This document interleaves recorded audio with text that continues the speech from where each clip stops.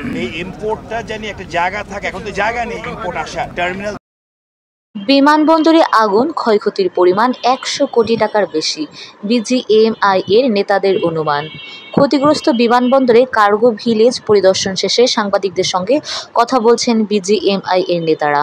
রাজধানীর হযরত শাহজালাল আন্তর্জাতিক বিমানবন্দরের কার্গো ভিলেজ পণ্য রাখার স্থান কমপ্লেক্স অগ্নিকাণ্ডের ঘটনায় ক্ষয়ক্ষতির পরিমাণ ১০০ কোটি টাকার বেশি হতে পারে বলে অনুমান তৈরি পোশাক শিল্পের মালিকদের সংগঠন বিজিএমআই এর নেতাদের। তারা বলছেন, এই দুর্ঘটনায় দেশের রপ্তানি বাণিজ্য, বিশেষ করে তৈরি পোশাক শিল্প মারাত্মকভাবে ক্ষতিগ্রস্ত হয়েছে। বিজিএমআই এর ভারপ্রাপ্ত সভাপতি এনামুল হক খানের নেতৃত্বাধীন একটি প্রতিনিধি দল আজ রোববার দুপুরে ঘটনাস্থল পরিদর্শনে যায়।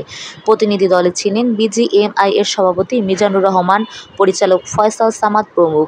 পরে নিট পোশাক শিল্পের মালিকদের সংগঠন বিকেএমআই এর সভাপতি মোহাম্মদ হাতেমও ঘটনাস্থল পরিদর্শন করেন। পরিদর্শন শেষে সাংবাদিকদের সামনে লিখিত বক্তব্য পড়ে শোনান ভারপ্রাপ্ত সভাপতি এনামুল হক। তিনি বলেন, সাধারণত উচ্চ মূল্যের পণ্য এবং জরুরি শিপমেন্টের ক্ষেত্রে আকাশপথে জাহাজীকরণ করা হয়। অগ্নিকাণ্ডের ফলে তৈরি পোশাক শিল্প মূল্যবান কাঁচামাল এবং নতুন ব্যবসার জন্য গুরুত্বপূর্ণ স্যাম্পল পণ্য পুড়ে ছাই হয়ে গেছে। এনামুল হক খান বলেন, এই দুর্ভাগ্যজনক ঘটনায় আমরা গভীরভাবে উদ্বিগ্ন। আগুনে যে পরিমাণ পণ্য নষ্ট হয়েছে তা শুধু বর্তমান রপ্তানির ক্ষতি নয়, ভবিষ্যতের ব্যবসায়িক সুযোগও ব্যাহত করবে।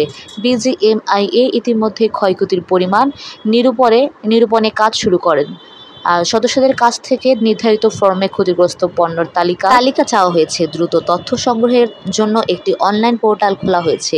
প্রতিদিন ২০০ থেকে ২৫০টি কারখানার পণ্য আকাশপথে রপ্তানি হয় জানিয়ে এনামুল হক খান বলেন, ক্ষতির পরিমাণ বিপুল হতে পারে। সংগৃহীত তথ্যের ভিত্তিতে শীঘ্রই বিমানবন্দর কর্তৃপক্ষ, বেসামরিক বিমান পরিবহন ও পর্যটন মন্ত্রণালয়, কাস্টম সহ সংশ্লিষ্ট দপ্তরের সঙ্গে একটি সমন্বয় সভা করবে বিজিএমআই। এ সময় সাংবাদিকদের প্রশ্নের জবাবে পরিচালক ফয়সাল সামাদ বলেন, আমরা ভেতরে গিয়ে ভয়াবহ চিত্র দেখেছি।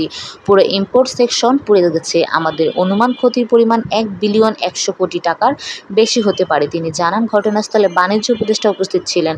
উপদেষ্টা তাৎক্ষণিকভাবে নতুন পণ্যের আমদানি কার্যক্রমে সহায়তার আশ্বাস দিয়েছেন।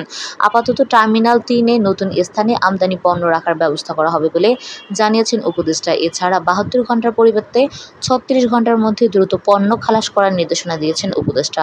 ফয়সাল সামাদ আরও বলেন, কাস্টমসের সঙ্গে যৌথভাবে একটি ওয়ার্কিং কমিটি করা হচ্ছে যাতে দ্রুত মালামাল খালাস করা যায়। এমনকি শুক্র শনিবারও কাজ চলবে। ব্যবসার স্বার্থে এখন আর সাপ্তাহিক ছুটি থাকবে না।